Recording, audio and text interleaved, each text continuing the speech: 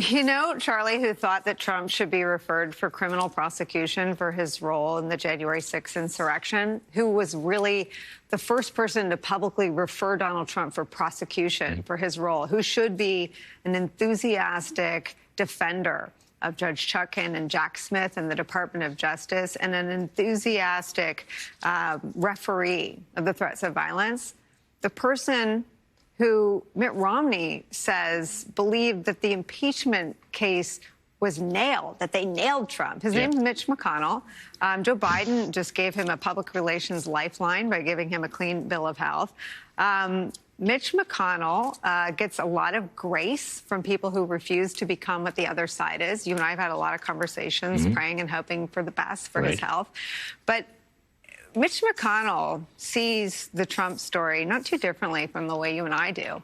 But Mitch McConnell would never, ever say or do anything to protect the institutions that Donald Trump is actively threatening and destroying. No, he had a moment of choosing, and he chose to look the other way, figuring that somebody else would handle this, which, of course, has been the story of the last decade or so. But could I also pick up on a point that you made, Nicole, that I do think that we need to talk about? When you asked whether or not the special counsel was sending a shot across the bow of the news media, and whether or not they have been platforming, many of the people who are putting out this disinformation and the insults and attempts to discredit the criminal justice system. Look, I am a strong supporter of the First Amendment, and you made this point. But I do think that at some point we need to have a conversation about what we've learned since 2016 and the responsibility of the media to report what people are saying accurately, but not necessarily turning over unedited airtime to people who are spreading lies and disinformation. And I think this is also the challenge that I don't know that the news media has really, gotten its head around, which is, how do you treat an abnormal candidate like Donald Trump as a normal candidate? How do you cover him?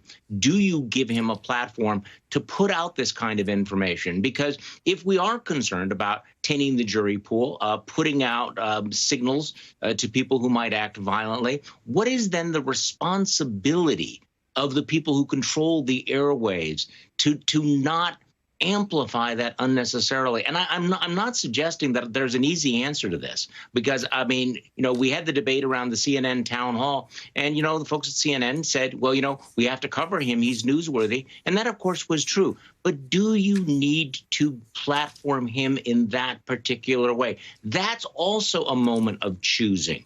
Do you air the threats and the lies unchallenged? Do you actually decide that Donald Trump, as you've described, the twice impeached, defeated, disgraced ex-president who now faces 4 criminal indictments, is just another newsmaker out there? And I think this is going to be a huge challenge.